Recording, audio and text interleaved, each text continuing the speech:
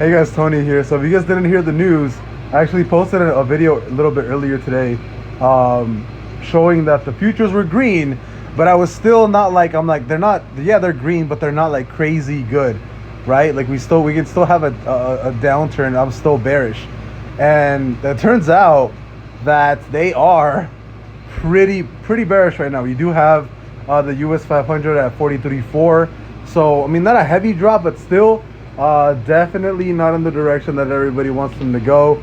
Futures are down because, Evergrande trading suspended in Hong Kong.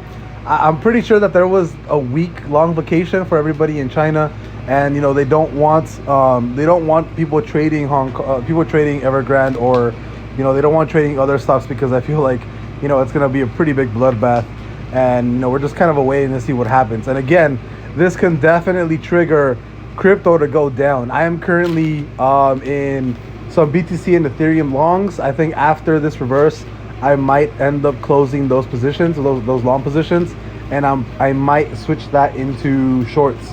So we gotta wait and see what's going on, because last time I checked the chart, we did have the daily on the reverse MACD a little bit on the high side, looking like it wanted to come down. But yeah, all the futures right now basically kind of gave back all their gains because Hong Kong suspends trading. So it's not looking good. It's not looking good at all. I'll see you guys later. Bye.